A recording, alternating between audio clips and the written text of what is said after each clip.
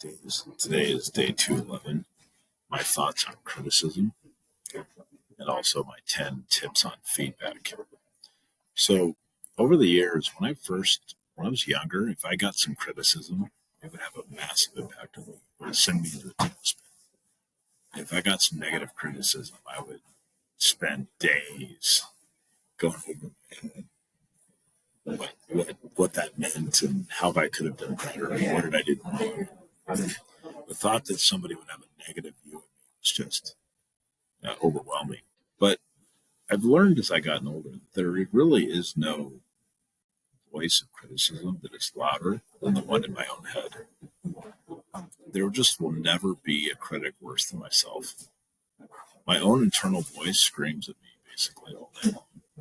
And I've actually learned to appreciate when somebody cares enough to criticize me, because their criticism gives me a bit of relief, actually, because they may have only caught one or two things when the voice in my head caught like 50 things that were wrong. So it's actually a relief. Oh, wow, they only got that one thing. But I think putting that all aside, I think embracing feedback for personal growth, for self-improvement and personal growth, is absolutely critical. We need to learn to welcome feedback on a regular basis. And this is probably something we as parents don't really teach our kids very well. Inadvertently, I don't think my parents taught me very well. And I probably haven't taught my kids very well, because I give them criticism all the time, but I don't teach them how to receive it and how to process it. And that's something that I lacked growing up. And it's really nobody's fault. I don't think anybody really thinks about this at that level. So I think it's important to embrace feedback as for personal growth, but because we're so naturally hesitant to receive feedback, we tend to not want feedback in our business lives either. So our companies are not set up to accept feedback. And that's even worse, because companies are not really a person. They're an entity comprised of people. So feedback, good or bad, constructive or hostile, is usually the most rapid way to make an improvement. So there is a massive danger of criticism, both in your personal and professional life. You're hiding in your bubble, staying guarded and secluded away, shielded from criticism. That is not a recipe for improvement. We should invite and ask for feedback frequently. And then when we actually get it, deal with it in a positive manner. Process it, deal with it, and then apply to it. There's probably, I wrote down on my blog today 10 things that we can do to train ourselves to accept feedback. I'll just quickly run through them.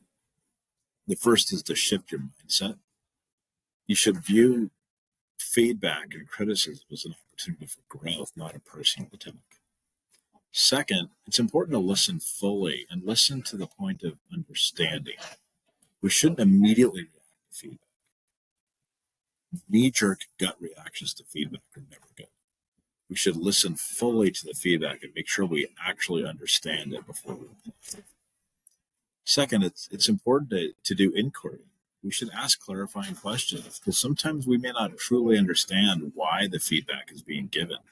If we ask more clarifying questions, we'll learn that maybe we misunderstood and maybe our own perceptions were clouding the feedback. So asking clarifying questions is important. Next is to separate your emotion from information. We're all going to have an emotional reaction to feedback. That's just natural. But we should instead treat the feedback like information. I'm getting some data that can be valuable to me, so I'm going to process and catalog that data, rather than dealing with it at an emotional level.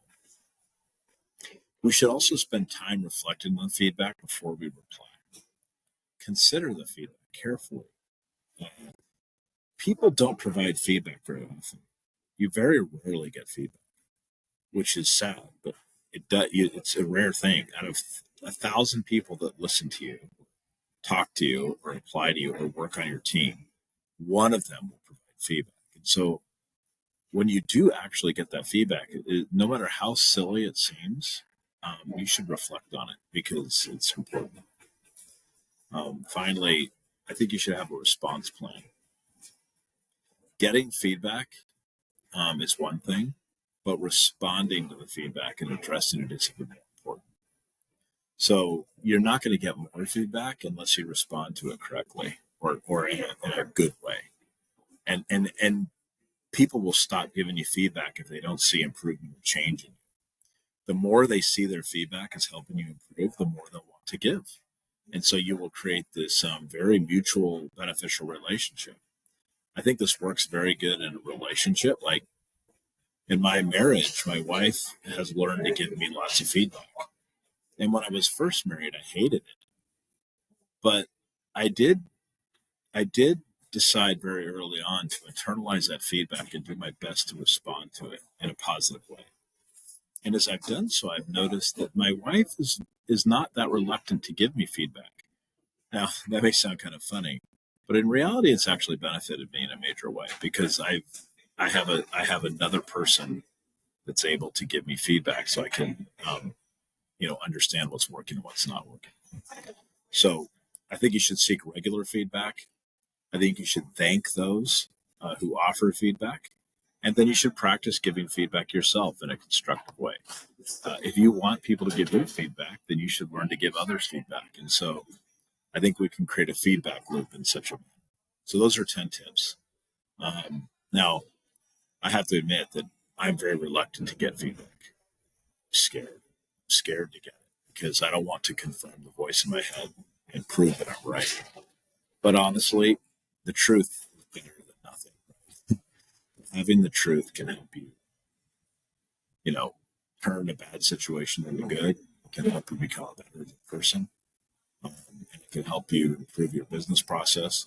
I mean, without feedback, you're most assuredly going to fail. And so with that, I will say goodbye.